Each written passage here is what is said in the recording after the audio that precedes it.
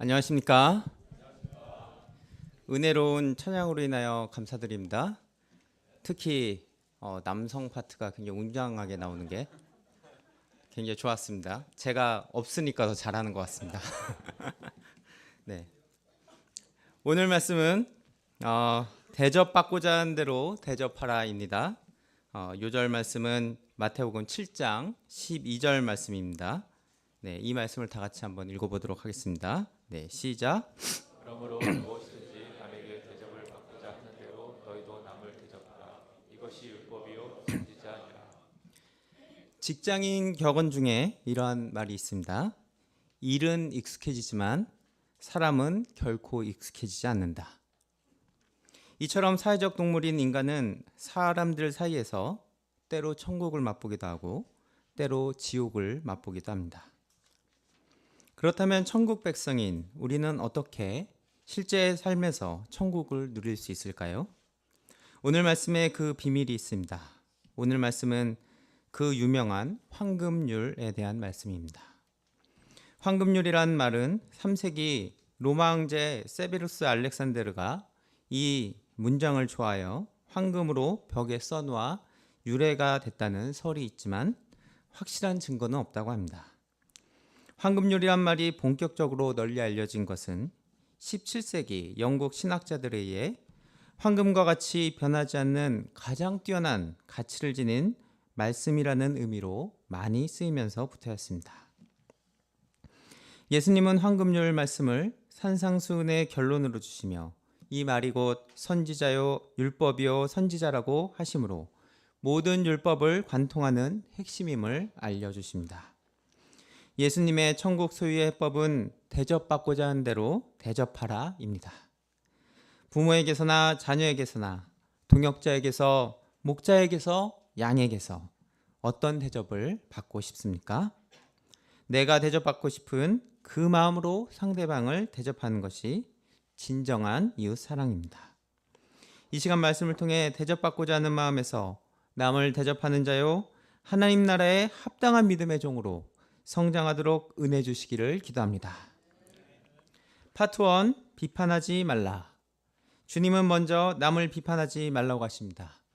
비판이란 헬라어는 크리노로 본래 재판정에서 내리는 판결 또는 하나님의 심판대 앞에서 내려지는 선고의 의미를 담고 있습니다. 영어 크리티시즘의 어원이기도 합니다. 비판은 재판관처럼 하나님처럼 높은 곳에서 확정적으로 내려지는 사람에 대한 평가입니다. 당신은 이기적인 죄인, 너는 아니란 죄인, 이처럼 정죄하는 것을 뜻합니다.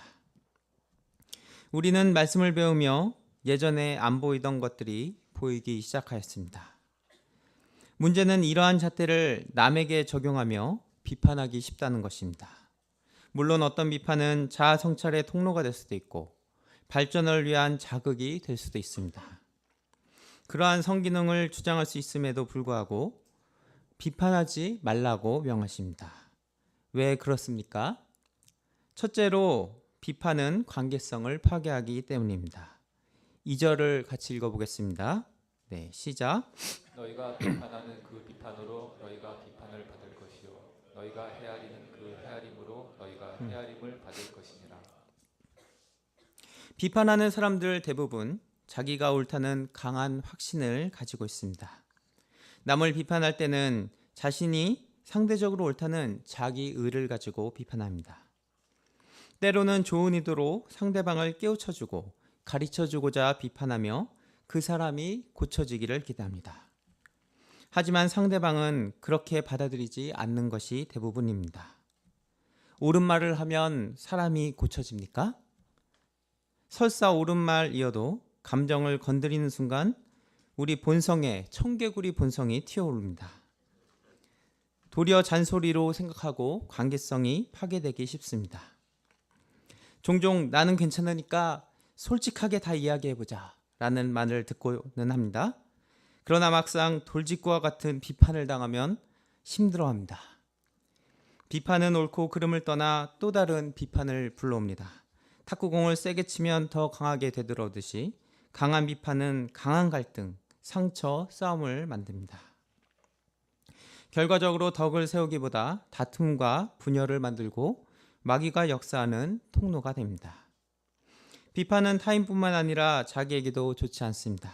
내가 남을 비판하고 있으니 남도 나를 비판할 것이라는 생각으로 사람 말에 예민해지게 됩니다. 우리 흔히 하는 비유로 검지로 상대방을 가리키면 한번 해볼까요? 검지로 상대방을 가리키면 세 손가락은 자신을 가리킵니다. 그리고 나머지 엄지손가락은 하나님을 가리키게 됩니다. 비판은 상대방과의 관계성도 파괴하지만 또한 하나님과의 관계성도 파괴하게 만듭니다. 비판의 소리가 많으면 모임이 발전할 것 같지만 연약하고 어긋난 인간의 내면을 생각하면 긍정의 이야기가 훨씬 더 좋습니다. 사람의 부족함을 메워주는 하나님을 믿고 긍정의 관점에서 위로하고 격려하기에 힘써야 하겠습니다. 하나님은 비판하는 사람보다 은혜로운 사람을 통해 긍휼의 손길로 역사하십니다. 둘째로 우리는 비판할 자격이 없기 때문입니다. 사람이 타인을 용감하게 비판할 때 자신의 판단이 객관적으로 옳다고 생각합니다. 그러나 예수님은 너희가 비판하는 그 비판으로 너희가 비판을 받는다고 하십니다.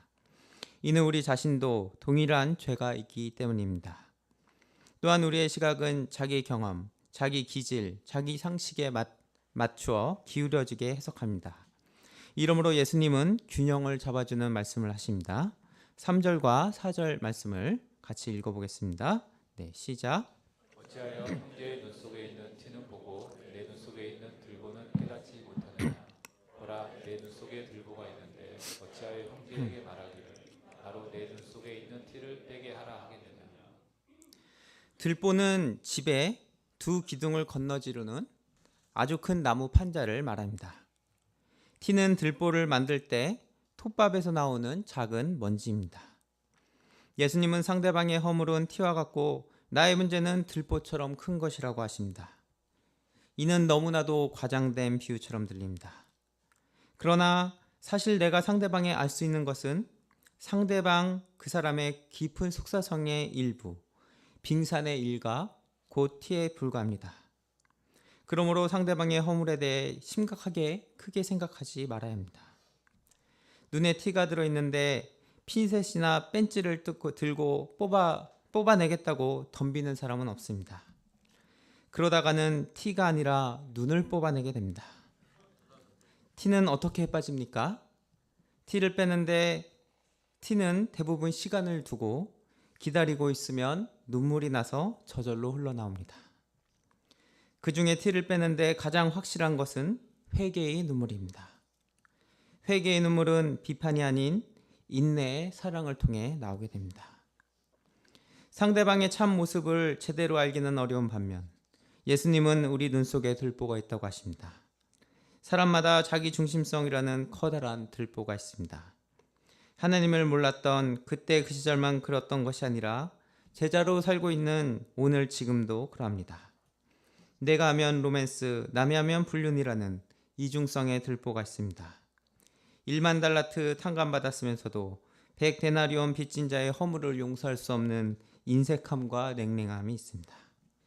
미움과 상처의 가시를 영혼 깊숙이 새겨놓는 차가운 심장이 있습니다. 예수님은 말씀하십니다. 5절을 같이 읽겠습니다. 네, 시작. 의식하는 자여, 먼저 내 눈 속에서 들보를 빼어라. 그 후에야 밝히 보고 형제의 눈 속에서 티를 빼리라. 예수님은 이들에게 외식하는 자라고 책망하시며 먼저 내 눈에 들보를 빼라고 명하십니다. 그 후에 밝히 보고 형제의 티를 뺄 수 있다고 가르치십니다. 제자들도 예의 없이 밖을 향해서는 엄격하고 스스로에게는 관대했습니다. 그러므로 형제를 돕고자 하는 자마다 스스로 깊이 성찰하라고 하십니다. 지난주 주일 오전 찬양 연습을 시작할 때 시간이 잘 지켜지지 않는 것에 대해 한마디 하고 싶었습니다. 그러나 문득 준비 중이던 말씀이 생각났습니다. 그동안 같이 노력하는 찬양 동역자들을 위해 뭘 한 게 있나 생각이 들었습니다. 실제로 시험 기간이라 공부로 지친 가운데 나온 학생도 있었고 먼 거리에서 투쟁하며 나오는 사람도 있었고 아기 챙기느라 바쁘게 나오는 분도 있었습니다. 이를 생각하니 늦은 사람을 비판하려는 마음이 사라지고 도리어 매주 신실하게 나오는 분들에게 감사하는 마음이 생겼습니다. 그래서 커피 한 잔씩 사주었습니다. 물론 일찍 나온 사람한테만 사주었습니다. 이를 통해 자칫 썰렁했던 분위기가 화기애애지고 다 같이 기쁨으로 찬양하게 되었습니다. 한 목자님은 메시지를 듣지 않았는데도 벌써 깊이가 있을 것 같다 격려해 주셨습니다. 설사 별로 깊이가 없을지라도 이번 주만큼은 비판하지 않을 것이라 믿습니다. 욥의 세 친구는 고난당한 욥을 위문하러 왔다가 도리어 고문했습니다. 그들은 욥에 대해 잘 알지도 못하면서 욥을 정죄하고 판단했습니다. 자신이 현재 고난이 없다는 이유로 스스로 욥보다 의롭다고 생각했기 때문입니다. 형제를 도우려면 먼저 자기를 깊이 성찰하며 회개해야 합니다. 그럴 때 비로소 형제를 도울 준비가 되는 것입니다. 형제를 진심으로 사랑하고 또한 자기 성찰이 된 상태에서 하는 진심 어린 충고는 마땅히 해야 합니다. 이런 충고는 진주와 같이 귀한 교훈이 됩니다.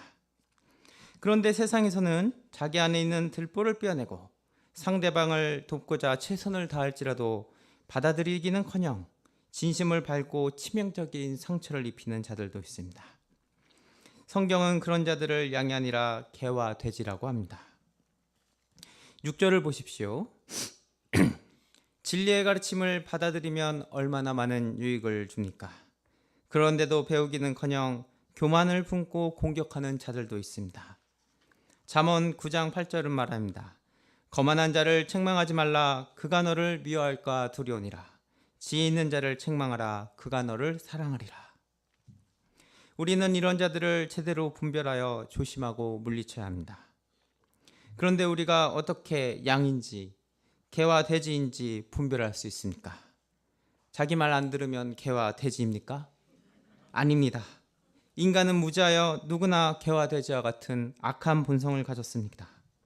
그러나 주의 은혜로 어느 날 하나님의 은혜를 입어 예수님을 믿고 거듭나는 역사를 체험하기도 합니다. 바울처럼 원수 노릇을 하다가 열정적인 복음의 일꾼으로 변환되는 사람도 있습니다. 그러므로 주님은 7절에서 11절에 걸쳐 우리에게 기도를 가르쳐 주십니다. 7절을 같이 읽어보겠습니다. 네, 시작. 구하라 그리하면 너희에게 주실 것이요 찾으라 그리하면 찾아낼 것이요 문을 두드리라 그리하면 너희에게 열릴 것이니. 본문 말씀에는 목적어가 없습니다. 무엇을 구하고 무엇을 찾고 무엇을 두드리는 것인지 직접적인 언급은 없습니다. 분명한 것은 구하고 찾고 두드리면 좋은 것을 주신다는 것입니다. 구하는 것은 말로 하는 것이고 찾고 두드리는 것은 행동으로 하는 것입니다. 점점 더 적극적인 자세로 하는 것입니다. 그러므로 기도할 때 우리가 가져야 할 마음 자세가 중요합니다. 첫째는 반드시 우리의 간절한 기도와 투쟁에 응답하신 것을 믿어야 합니다. 구하면 주실 것이고 찾으면 찾아낼 것이고 두드리면 열릴 것이라 하십니다. 둘째는 하늘에 계신 너희 아버지께서 구하는 자에게 좋은 것으로 주신다는 것을 믿어야 합니다. 9절에서 11절을 보십시오. 아들이 떡을 달라고 하는데 돌을 던져주는 부모는 없습니다. 생선을 달라고 하는데 옛다 생선 대신 뱀이나 먹어라 던져주는 아버지도 없습니다. 악한 자라도 자식에게는 좋은 것을 줄 압니다. 하물며 하늘에 계신 우리 아버지의 마음이 어떠하겠습니까? 우리에게 좋은 것이 무엇입니까? 생각해보면 좋은 것들은 참 많습니다. 좋은 성적, 직장, 결혼, 집, 물질, 건강, 좋은 양, 받고 싶은 것 참 많습니다. 그러나 하나님이 주시는 가장 좋은 것은 무엇입니까? 바로 성령입니다. 누가복음 11장 13절은 말합니다. 너희가 악할지라도 좋은 것을 자식에게 줄 줄 알거든 하물며 너희 하늘 아버지께서 구하는 자에게 성령을 주시지 않겠느냐. 가장 좋은 것은 구체적으로 성령임을 알려주십니다. 성령은 왜 가장 값진 선물입니까? 성령은 하나님 자신으로서 성령을 받으면 하나님이 보시는 것처럼 볼 수 있고 하나님 마음으로 헤아릴 수 있기 때문입니다. 하나님의 심정과 지혜와 분별력을 갖게 되기 때문입니다. 하나님의 도우심이 없다면 누구나 뼈아픈 시행착오를 반복할 수밖에 없습니다. 올바른 관계성을 맺고 그 관계가 건강하게 성장하려면 지속적인 기도 생활이 필요합니다. 상처의 쓴뿌리에서 벗어날 수 있도록 간절히 구해야 합니다. 하나님의 선하신 주권을 발견하기까지 찾아야 합니다. 새로운 변화와 성장을 위해서는 두드려야 합니다. 우리 본성은 남이 비판하기에 익숙하고 나의 들보는 보지 못하고 저 사람 문제로 떠넘기는 것에 익숙합니다. 그러므로 성령의 도우심을 간절히 구해야 하겠습니다. 성령이 나의 생각과 감정을 다스려 주시도록 끈질기게 기도해야 하겠습니다. 하나님은 구하는 자에게 좋은 것으로 주십니다. 상처와 냉소로 가득한 사람도 사랑하게 하십니다. 어둠과 실패가 있는 것 같은 곳에서 하나님의 선하신 손길이 있음을 믿고 섬기게 하십니다. 다른 사람을 도울 수 있는 지혜와 능력의 문을 여십니다. 이를 통해 남을 대접하고 사랑하는 사람으로 살게 하실 줄을 믿습니다. 파트 2, 대접받고자 하는 대로 대접하라. 12절 말씀입니다. 다 같이 읽어보겠습니다. 시작. 그러므로 무엇이든지 남에게 대접을 받고자 하는 대로 너희도 남을 대접하라. 이것이 율법이요 선지자니라. 논어에는 기소부력 물시어인이란 말이 있다고 합니다. 내가 하기 싫은 것은 남에게 시키지 말라 하는 말입니다. 이 정도만 지켜도 매우 훌륭한 사람입니다. 이를 골든룰과 비교하여 실버룰, 은율이라고 합니다. 그러나 이는 부정명령으로 이를 지키려 할 때 소극적으로 행동하기 쉽습니다. 남에게 피해 주지 않기 위해 남에게 무관심하거나 관계성 맺기를 조심스러워합니다. 그러나 예수님은 한 발 더 나아가 남에게 대접받고자 하는 대로 대접하라고 합니다. 이는 적극적으로 사랑하고 섬기라는 것입니다. 축구에서도 자기가 패스받고 싶은 대로 패스하라 하는 격언이 있습니다. 이를 행할 줄 아는 사람은 가히 축구 도사라 할 수 있습니다. 그러나 문제는 조 패스를 받아서 골을 넣어도 패스 받은 것은 잊어버리고 자신이 잘해서 골을 넣었다고 생각한다는 것입니다. 사람들은 제대로 대접받지 못했다고 생각할 때 분노합니다. 반면 자신이 받은 대접은 쉽게 망각하고 감사할 줄 모릅니다. 세상에서는 서로 제대로 대접받지 못했다고 아우성입니다. 예수님의 제자들 또한 그러했습니다. 제자들은 모든 것을 버리고 예수님을 쫓았으니 내가 예수님의 좌우편 자리에 앉아야 마땅하다 생각했습니다. 그래서 대접받는 위치에 있고자 서로 누가 크냐 다투었습니다. 예수님은 대접받고자 하는 우리들에게 먼저 대접하라고 하십니다. 곧 대접받고자 하는 데서 남을 대접하는 자가 되라고 하십니다. 이는 실로 위대한 방향 전환입니다.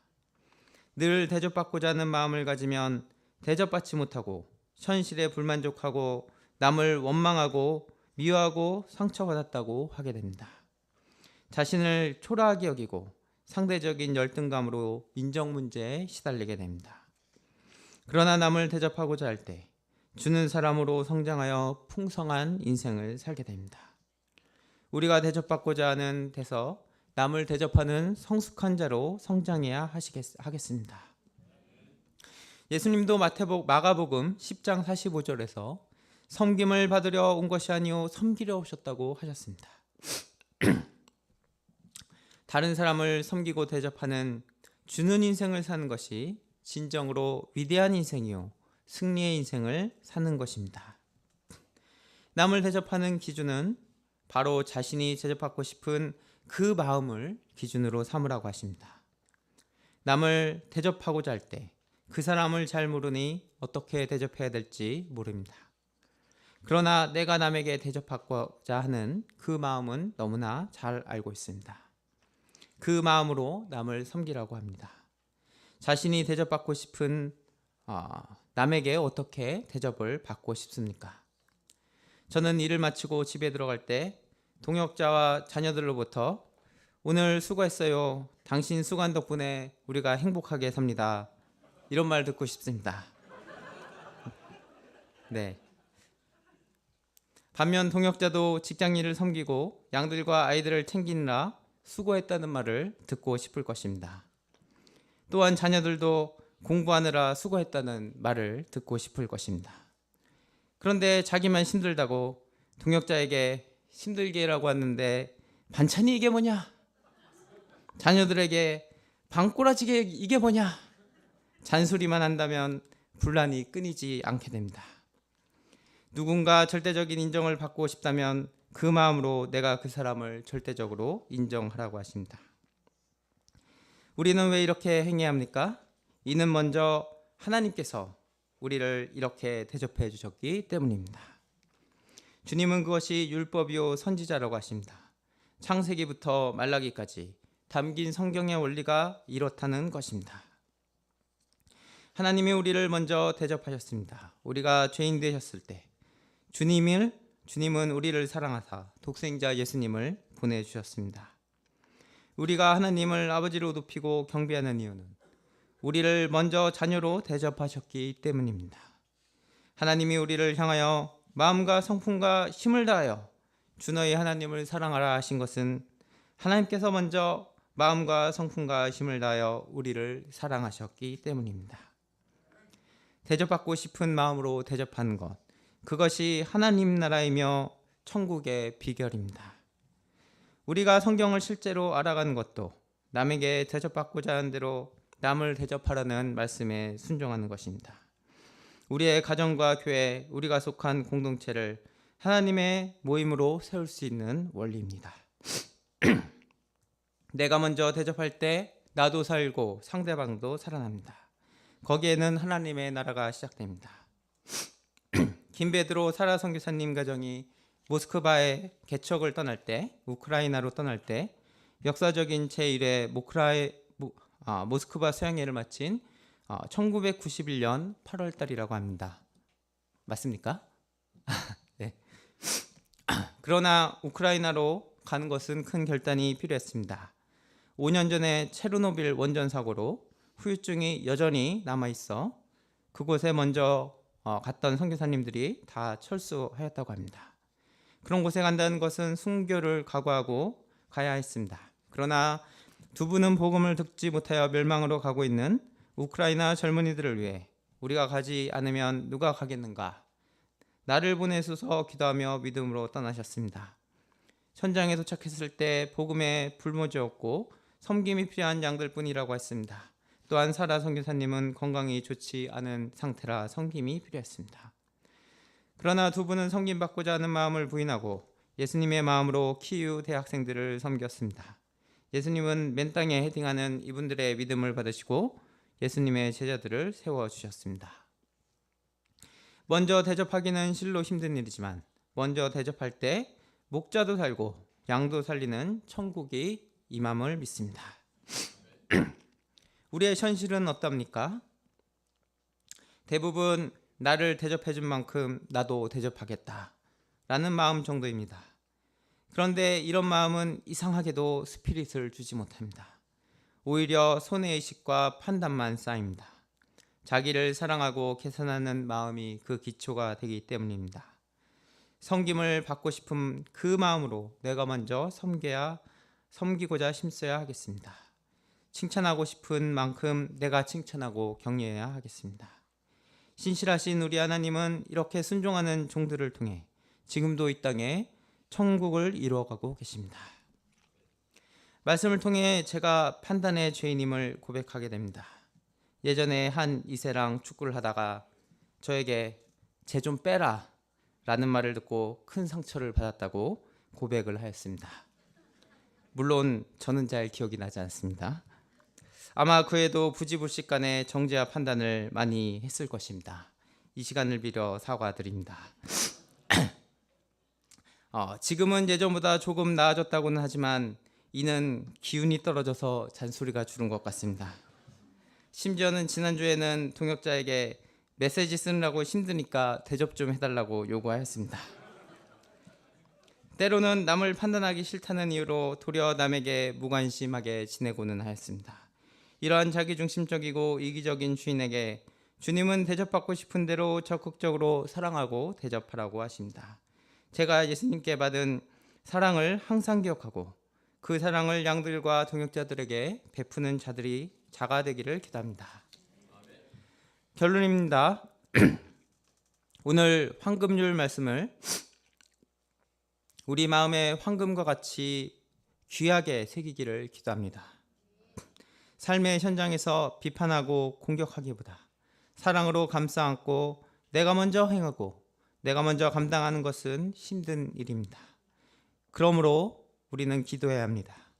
구하고 찾고 두드려야 합니다.